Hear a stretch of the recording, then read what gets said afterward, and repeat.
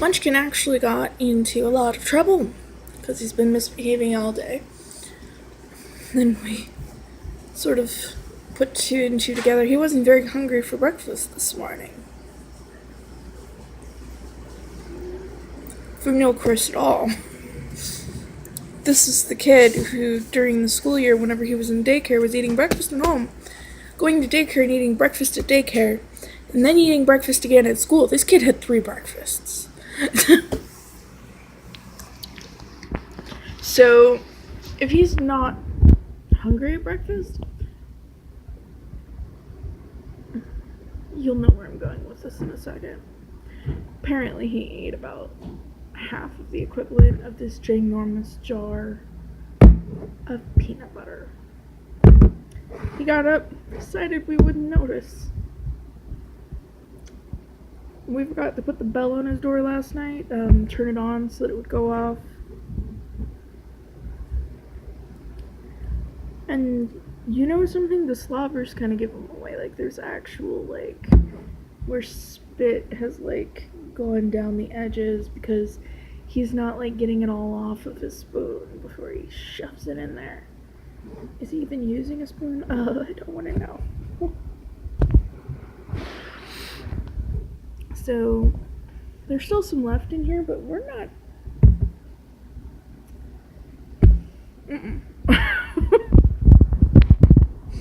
We don't know how much of that's slobbers anymore, and how much of that's actual peanut butter. So we're kind of mad about this. Also kind of mad about the fact that his response to being told no today has been to scream. I told him to pick up his toys and take his nap, so he's like, they are picked up! We'll time out. Bring all your toys out in the hallway. I'm not playing this game. He's literally been, like, lying to me all day. I wasn't driving my cars on the wall. Well, that's why you got him taken away. Then he tried to play like I didn't actually take them away. Tried to convince me that he was playing with those before he came down for lunch so that he could take them back upstairs. Clearly, he is not in his right kid mind because that never works. So, he is now bringing all of his toys out in the hallway again because our little trial run to see if we could trust him with them in his room again failed epically because he's getting up and he's playing with toys instead of sleeping. So we're going through this again, and he's gonna have to earn having toys in his room again. So, like, they're out in the hallway, and if he wants to play with something whenever it's time to play, he has to take it in his room, play with it, and then go put it away out in the hallway. To be fair, it's, like, neat, so we can, like, still walk in the hallway and stuff. It's not, like, horrible, because we still have the pieces left from that one organizer that he broke, like, last year. What? Now take your nap. Go lay down on your bed, eyes closed. Your books better be out of there, too. All of them? Check. It wouldn't be the first time he tried to hide one.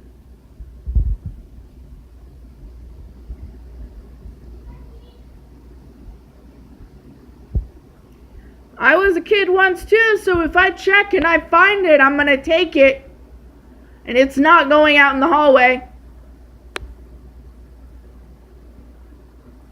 Stuff we take because it's temporarily not allowed to be played with until, you know, he shows us better behavior, or just for a set limited amount of time, depending on why. It has to fit, you know, cause and effect. Can the cause be associated with the effect, basically? So yeah, they don't go out in the hallway, because the ones out in the hallway, he hasn't actually lost. They haven't really been taken away. They're just not allowed to be in his room while he's supposed to be sleeping. And sometimes it's easier just for him to... What? Bring all that stuff out.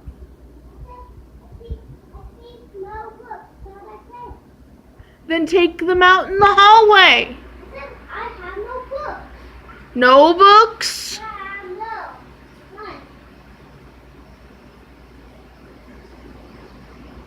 Chris?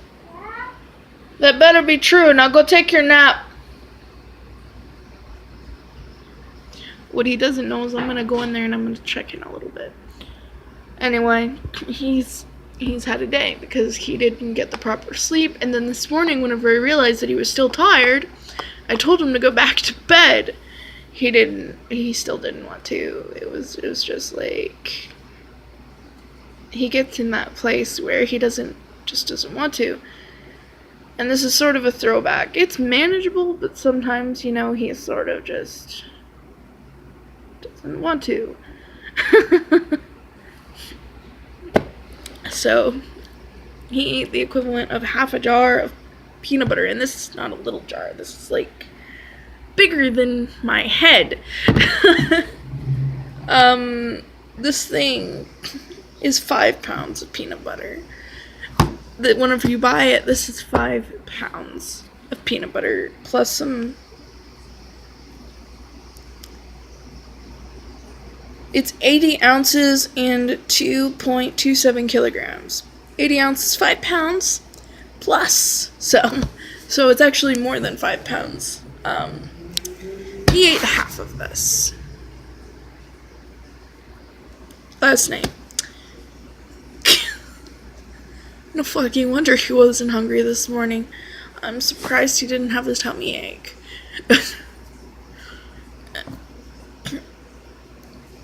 I think I would get sick if I tried to eat that much peanut butter.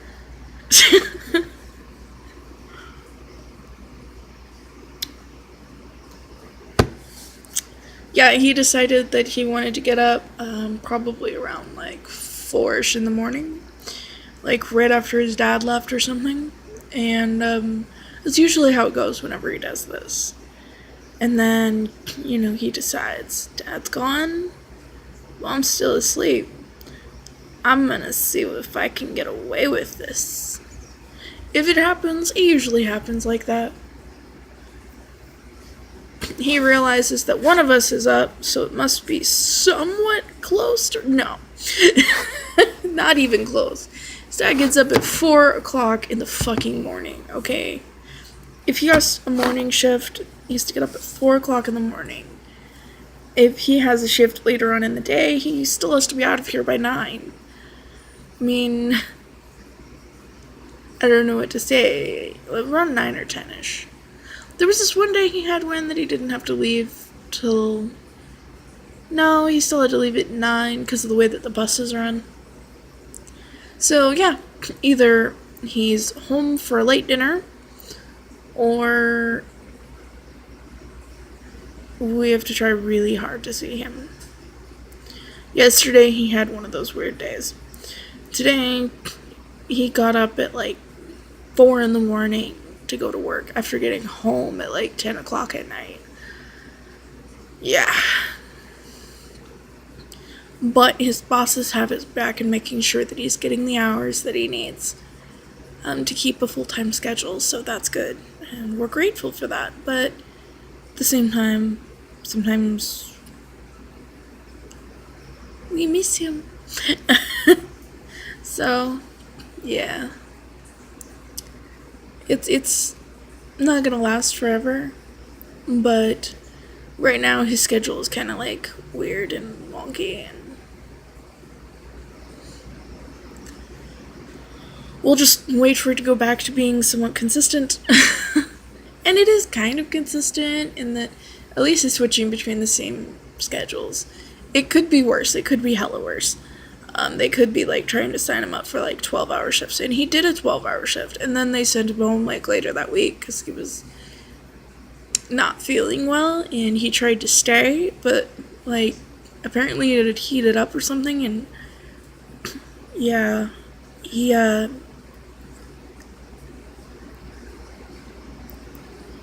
his seizures respond to that, so he gets minor stuff from that, and he was like, no, I can totally work through this, and they were like, no, go home, because he got lightheaded, and it wasn't bad, like, he didn't have seizures or anything, but like, he got close, and it probably means that there was like seizure activity, and it could have become a seizure, And there's also, like, his high blood pressure.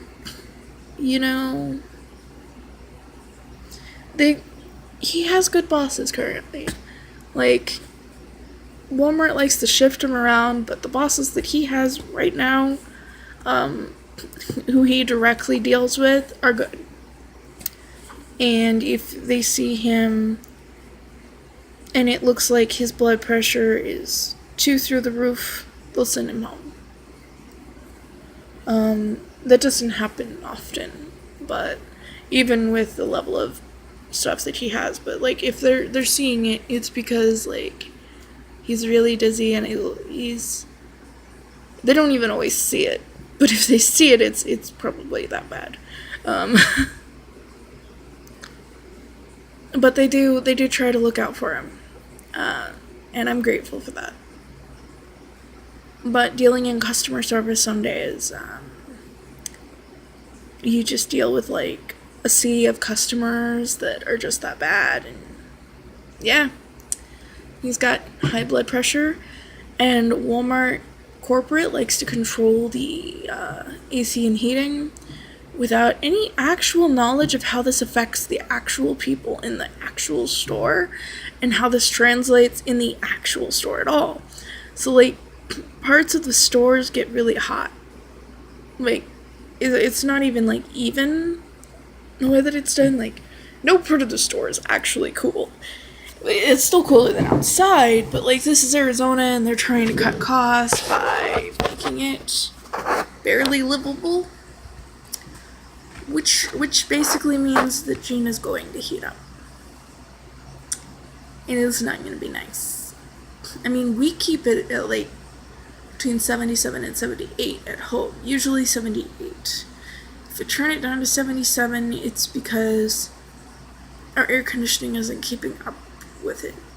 And the thermostat it basically means that it's not like going throughout, and if we turn it down to 77 for a little while, it'll even out a little bit easier, the temperature, because basically some of like the air circulation, well, let me put it to you this way, some of that air circulates and is already heating up by the time it circulates. We don't keep it down low, not in the summer. This is Arizona. But, like, a Walmart store like that isn't really keeping it at a livable temperature.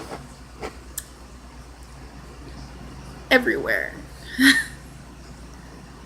So, where Jean is, it often gets very hot because it is right by the back room. And, yeah.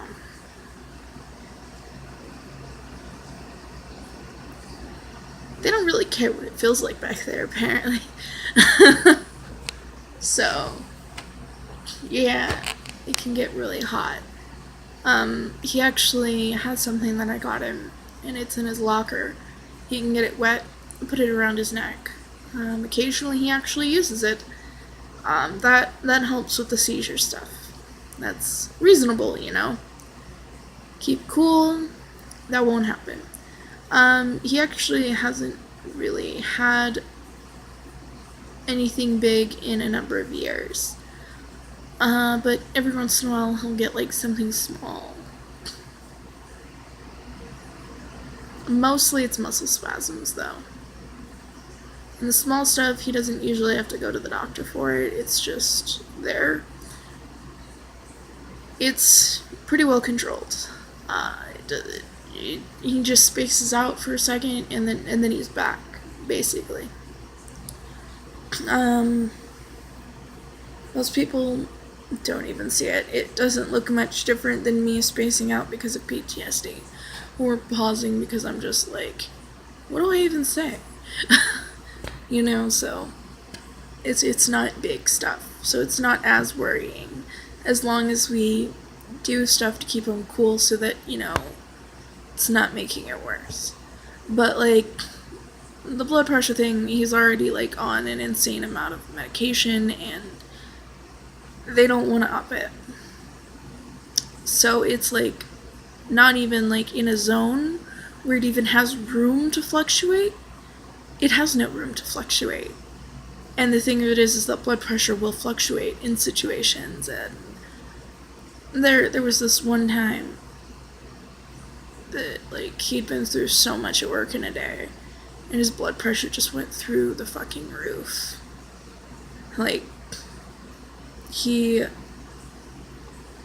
literally, like, started passing out in the break room, and one of the managers just saw him and sent him home.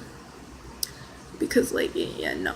He's like, I'm fine, just let me cool off in here and I'll be good. And they're like, no, just go home. Just go home. They were actually gonna let him keep the couple hours of overtime that he had, too. So, no overtime, but, yeah. What? Because that was also the week that he did the 12-hour shift, and because he was covering for another shift, and yeah. Anyway, Chris, yeah, I just don't want to talk about that right now. I don't know what to do with that kid some days. Other days, I just want to cool for him and brag about him. And then, still other days, I'm just like, why? That's kind of where I'm at today. Why? Why would you just eat, like, a bunch of peanut butter? When does this seem like a good idea? No, you know what? I shouldn't even ask that question, because apparently it sounds like a good idea whenever you're 6.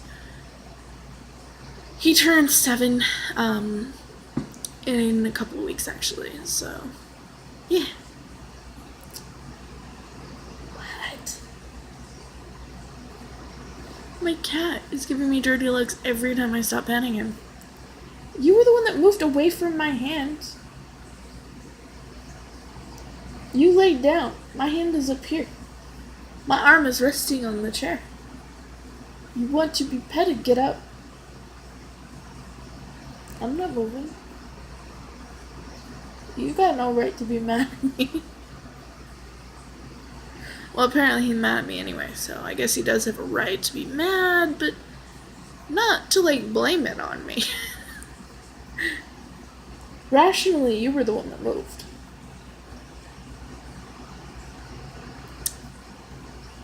Yes, I talk to my cat. No, he doesn't talk back. Well, sometimes he flicks his tail or something, but cats don't really communicate the same way as people.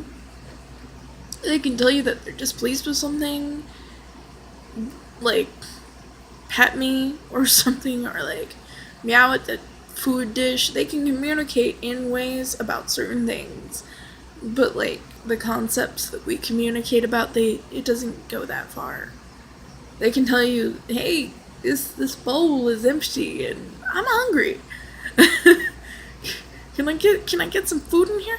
Which is really just them meowing at, sitting by the dish and meowing, like, pay attention to this. Hey, fill this up. It's empty. It's close to empty. Lucky starts doing that whenever it's about half. Meow, meow, meow, meow. If he doesn't feel like we're paying enough attention to him, meow, meow. He wants in the bedroom. Meow, meow, meow. Gorgeous's meows just sound like meow, meow, meow, meow, meow, meow.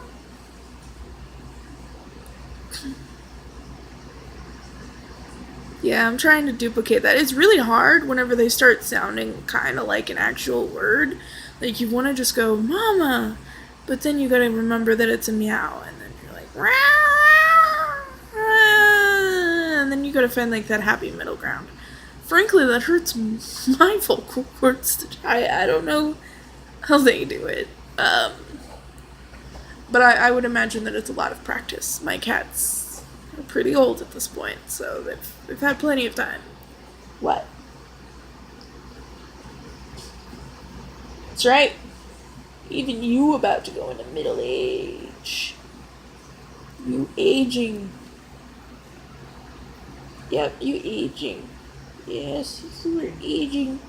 You're gonna get old. Yeah. Yeah. My cats aren't necessarily considered elderly, but let's just say they older than the kid. Gorgeous is about...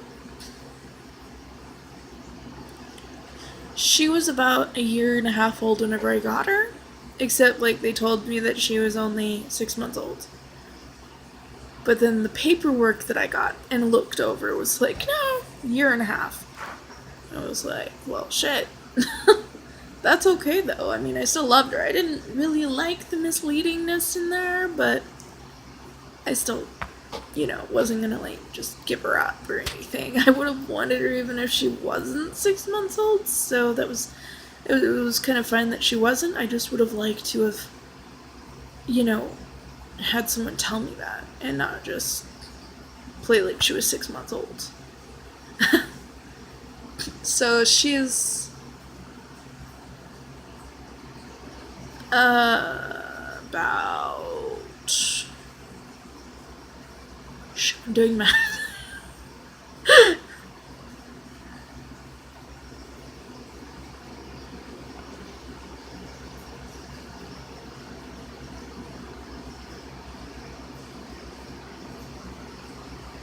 Holy shit. She's a good 10 years old. 10, 11 years almost. Yeah. She's a good 10, 11 years old. Lucky, on the other hand, is only about 8 years old.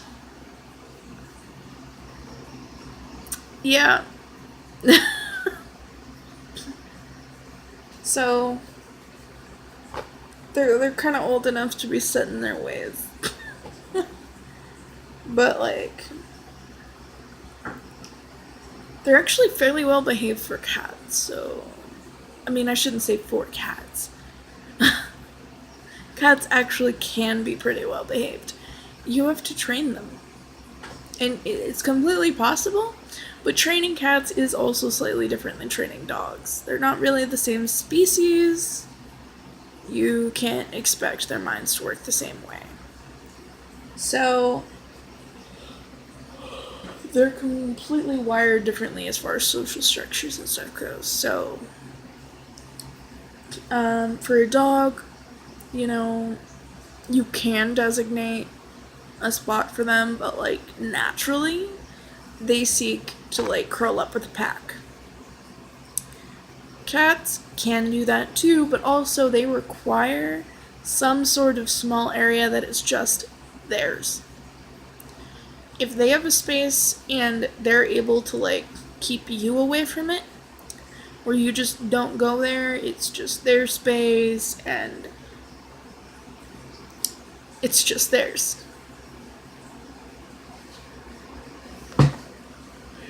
It's a place they can go whenever they don't want to be bothered. They're actually a lot easier to train to like not do things like go on the kitchen table or piss somewhere that they're not supposed to. It's a lot easier to train them if they have their own space. Like, I don't know, my mom always made sure that it was like a cabinet or something in the bathroom where we never put stuff. For Gorgeous, she's got a couple places that she goes, feels comfortable, doesn't want to be bothered. There's this one step on the stairs. She knows you're going to go up and down the stairs. She really wants to take that to the next level. She goes on top of one of the cabinets. They'll find spots that they feel comfortable, and you have to set limits on what can be and what can't be and how far you're willing to go on that. I mean, but there has to be at least one spot that they can go and just, like, you're not going to bother them at all. And, the stairs one for us is kind of like, well, we can't just not go up and down the stairs. We'll step on you. And it won't go out of our way to bug you, sort of thing. In that respect, cats are actually a lot like people. because people are both very social and also need time by themselves to process.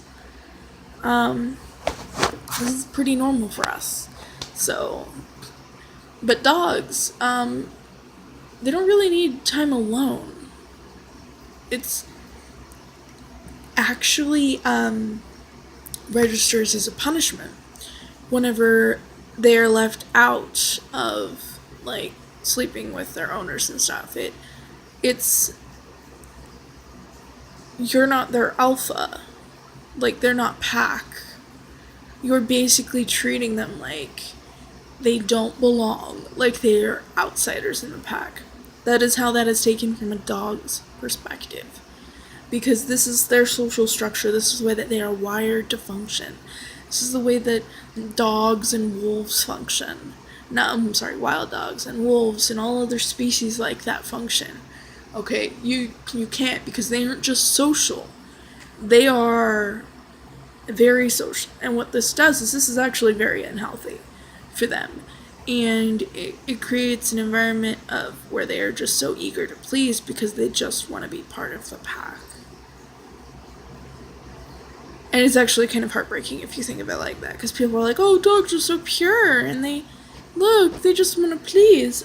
They just want to be part of the pack. And, if they're part of one, dogs will work as a cohesive unit with their pack. But if they don't feel like they're part of it, they will do everything possible to try and make you as happy as possible. Because they just want to be acknowledged as part of that pack. Cats can live with it or without it. They like it to an extent, but, give them their space. Also, don't be an asshole to them. They never forget it. They never forget it. And you also have to understand that dogs and cats also have individual personalities. So, you can have the most antisocial dog on the planet, but, there's probably a reason for it. And there's also a reason whenever cats are antisocial. They're not like dogs, but they're also, they require some level of socialization, and if you isolate them, they will not know how to handle it. So, both dogs and cats actually need to be pretty well socialized in order to know what to do. And cats that bite and scratch, it's typical that they simply were removed from their moms too young. They never learned that, from the other kittens, that scratching and biting hurts. For Lucky, we actually had to drive that home with something else, because he was brought to us at 5 weeks old. The Humane Society had come picked up his family, and there was no conceivable way that we could see to reunite them, because we didn't even know, where, because basically he'd passed through several people's hands by then, and I guess someone at one point had called and tried to get them to come get him, and then they'd refused, saying that they got them all, and basically the denial thing, so, that wasn't even an option, I guess, because whoever they got was a complete asshole. So, and just refused to believe that there was a kitten left behind. So he actually went on a bit of a journey to get to us. And he was only 5 weeks old. He'd been out there for long enough that he was impacted. He had a 50-50 chance, and that was being generous, apparently. It was more his actual chances were a lot lower. That was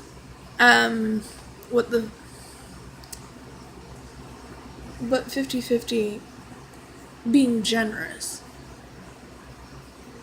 was what the vet said after I was completely no, I won't let this happen. It was there, though, that they thought that there was a level of, I hope he makes it, but this may or may not be pointless. Prepare yourself.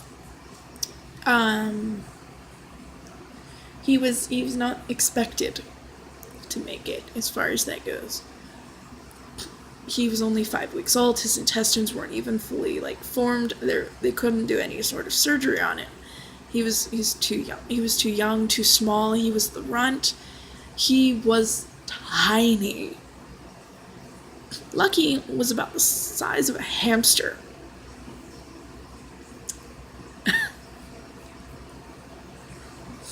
He was the runt of the litter at 5 weeks old, the size of a hamster. He barely had his teeth. We started among tuna fish and tuna water, and went from there. And Lucky has been with us ever since. His name completely fits, and also further on, other stuff happened that completely proved that his name was totally true to him. Lucky, they basically brought him to us because he eventually ended up with someone in the complex and they were like, yeah, we have a cat, but our cat will kill him. Why do you have a homicidal cat who just hates other cats this much? And, this could actually, apparently this cat had been around drugs at some point, and a whole bunch of other stuff, and just had been so isolated from other cats, he didn't even, recognize them as, the same species, I guess. And he'd already killed a cat before, so... She's like, I can't take this tiny thing into my house. A friend of mine brought it, blah, blah, blah, and, So she brought it to me you have a cat, and you only have one cat, and I assume you know how to deal with this. And I'm like, actually I do, but having a cat does not mean that someone knows how to deal with this. Because caring for a very young kitten is very different from caring for an adult cat. However, as a kid, I used to read up on this because I desperately wanted a kitten or a puppy. So I would desperately read up on how to care for kittens and puppies and how to mimic things like body heat of the mom and all that. It ended up that the hot water bottle was completely rejected in favor, after the first night or so, the hot water bottle was completely rejected in favor of my neck. He would burrow into my neck right here, up on the pillow, and he would ride around in my cleavage. Back then I actually wore a bra, so yeah. Now he is way too big for that. But it's actually how he got his name. Because not only was it complete and utter luck that he landed where he did, it was complete luck that even then he survived. It was also hard work, but even with the hard work, his chances weren't even close to for sure. 50-50 was what the vet said, because I wasn't very accepting of, yeah. I was like, no, he's gonna make it. Don't you dare tell me that this is because she wanted me to consider if this was even worth it. And I was like, don't tell me that this sort of thing is worth it. He was a tiny kitten. He deserved a chance. There's no baby, no animal like that doesn't deserve a chance at life. So I juggled 2 kids, 2 very young children at that point, and taking care of a tiny kitten. And we got him to move. The vet had said that the longer it took for the impacted bowels to come out, the more chance there would be that there would be a problem, that he would basically die. And she gave a time frame where either by this point he's going to have shat, or he is going to die, or be dead, because he was too young and too small. Okay, hamsters actually get bigger than he was. Why did I say hamster? he was tiny. And it takes really specialized tools that not every vet has to even think about operating on an animal that tiny. And like, you would have to do stuff, and then you would have to deal with the fact that their bowels aren't even fully developed, and there's just so much that can go wrong, and most of them won't do it.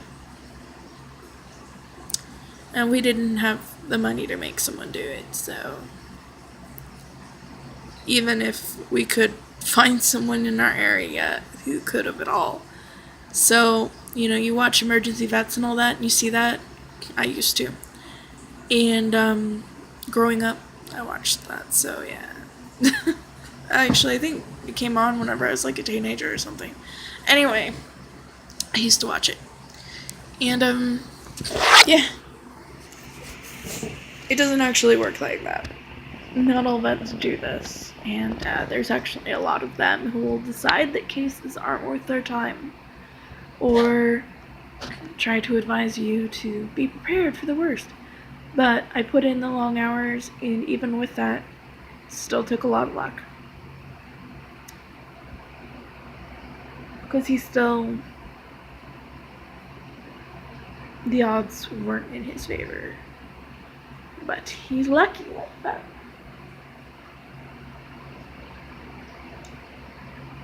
He learned from Gorgeous, who I had taught to do certain things to pull me out of flashbacks, and he ended up, at one point I noticed that it seemed like they were taking shifts at one point.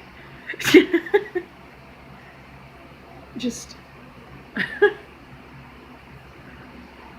it's amazing, but yeah. He's a total mama's boy, and sometimes he will drool on me. Which I found out at one point male cats do. Basically, it's usually if they were taken from their mom really young, or just were separated from them really young, like Lucky was. And, it was about 2 days that he'd been out there before someone realized that there had been a kitten left behind. As far as I'm concerned, it's pretty obvious that our local humane society expected that any animal left behind whenever they'd come would be dead. Any kitten. Or as good as dead, I guess. Just whoever they got on the phone didn't believe them or didn't care. Or just decided that Lucky wasn't worth their time. But eventually he ended up with us, and that's, I guess, all that really matters on that front.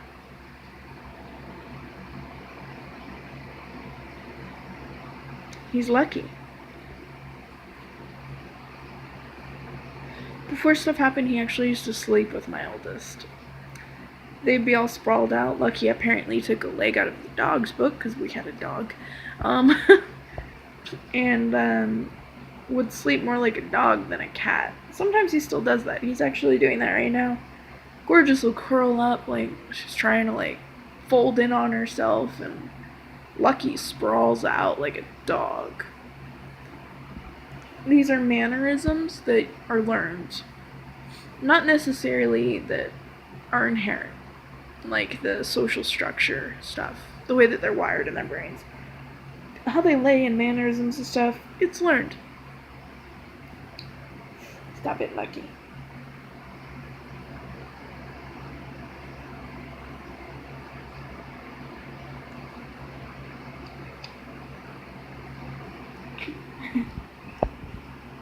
There was this one time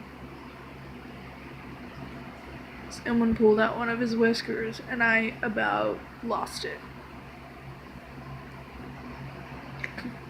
It wasn't even like the kids or anything, because,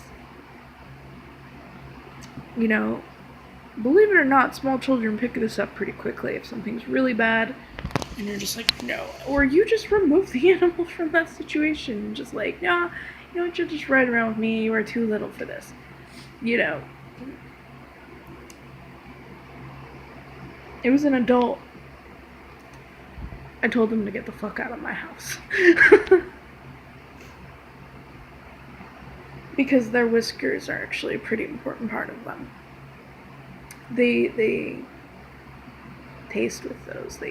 It enhances their sense of smell and their taste. Those are like extremely important, and they don't grow back. So like every time I look at him like I just was, I noticed that like there's a couple whiskers missing on one side.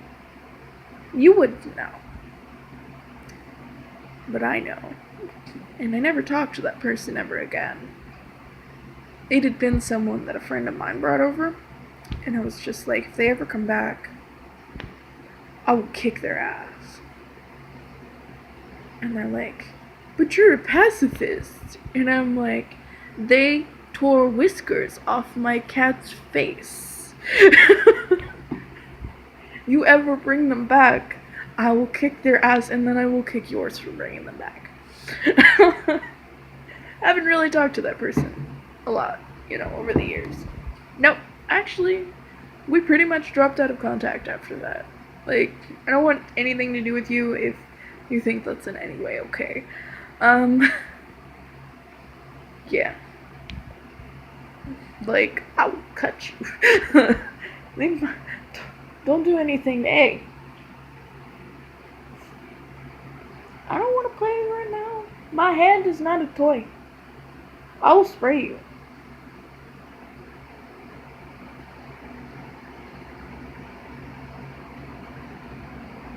He's in that weird moment where he can't decide whether he wants to be petted or not. Or he does, but like, there's a communication barrier here. Because he wants it, but he wants it a certain way, and any other way is just gonna rub him wrong right now.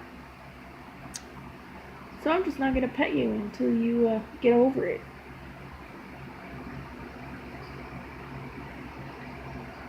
Don't give me that look.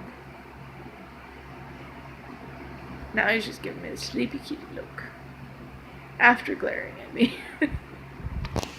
Anyway, I'm totally getting lost just talking about my cat. Wasn't at all what I intended to talk about today. But that's okay. Anyway, yeah. Lucky was he was a rescue. He was a extreme kind of rescue, actually. There was a lot that I did to try and ease his bowels into moving. Warm cloth. You have to rub their butt with a warm cloth. Stuff like that, And in the middle of the night, on the second day, like right whenever it was getting close to either poop comes out or he's as good as dead, he finally pooped. It was everywhere. I just put it in the litter box that I had right next to him because I had a smaller one for him with a ramp on it. And he's never gone anywhere else since. I just put it in the litter box and he's just never gone anywhere else since. Yes, I used toilet paper to pick it up. Goo. Like, why would you touch that directly? I've actually had someone ask me that. Did you touch it directly? Why? Ugh. It didn't take him long to just go in the big litter box with Gorgeous, so. Then it was good. At first he had to have a ramp, though, because it was adorable, but there was a point I actually had to rescue him from the litter box, because he would get in there, he would just start meowing like, I can't get out! It's too high! Because the way that Gorgeous pees, we have to have high sides. Which, means either we have to have a ginormous litter box, because that's one way to get high sides, and we actually used to have a ginormous litter box, or it's like the one that we have now where I made it. I made this litter box specifically for high sides. It is plastic. There is no possibility of leakage, but like, I basically took an old container, cut out the sides, melted them, and then like put the part of the top piece that, you know, kind of curls over down there to kind of be like a guard on the side, so that whenever Gorgeous goes over it, if she like doesn't feel like lifting her body up too much, she won't like get scraped at any point in time. Like, there was a lot of thought put into this, and I made sure that there was like no rough edges whatsoever, because, you know. But I made this litter box because Gorgeous, the way that she pees, misses litter boxes. She misses. She has an aiming issue, which is really ironic whenever you think that with people it's usually the guys that have the issue, but Jean and Chris don't have this issue, so I know I kind of want to look at my ex-husband and say, you know, there's a 6-year-old with better aim than you. You just had bad aim because you didn't want to aim. You just didn't want to aim. You know, if you hang to the side, you need to point that shit forward. You need to point it where it's supposed to be going.